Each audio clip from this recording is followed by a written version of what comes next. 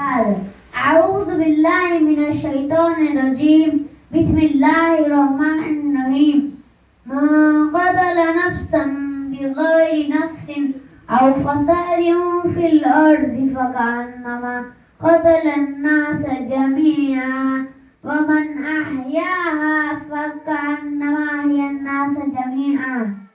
నా పేరు మొహమ్మద్ ఇషామ్. నేను 3వ తరగతి చదువుతున్నాను. ఈరోజు నా అంశం శాంతి మరియు సామరస్యం. ఇస్లాం అంటే అర్థం శాంతి మరియు సమర్పణ. ధర్మం ఒక పేరులోనే శాంతి ఉంది.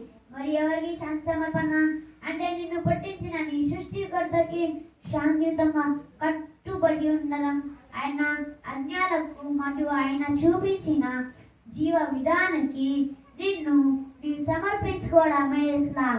ఒక ముస్లిం మరో ముస్లిం అదురైనప్పుడు అస్సలాము అలైకుం అన్ని పలకాలి. అంటే నీపై శాంతి కోరుగాక. అది విన్న వ్యక్తి వాలేకుం అస్సలాం అని జవాబు ఇవ్వాలి. అంటే నీపై కూడా శాంతి కోరుగాక అని అర్థం. ఒక వ్యక్తి తోటి వ్యక్తిని తన మాటల ద్వారా లేదా తన చేతల ద్వారా ఆ శాంతిని గురించి ఆకూడదు.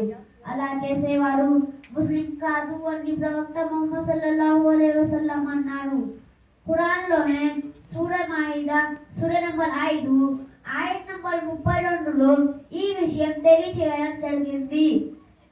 మన్ ఖతల నఫ్సన్ బిగైరి నఫ్సిన్ ఔ ఫసాదిన్ ఫిల్ అర్ది ఫకన్నమా ఖతల అన్నాస జమీఆ వమన్ అహ్యాహా ఫకన్నమా అహ్యా అన్నాస జమీఆ.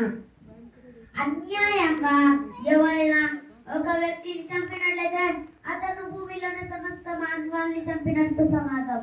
ఒక వ్యక్తి ప్రాణం కాపాడినట్లయితే అతను భూమిలోని ప్రాణం కాపాడుతూ సమానం చెప్పడం జరిగింది.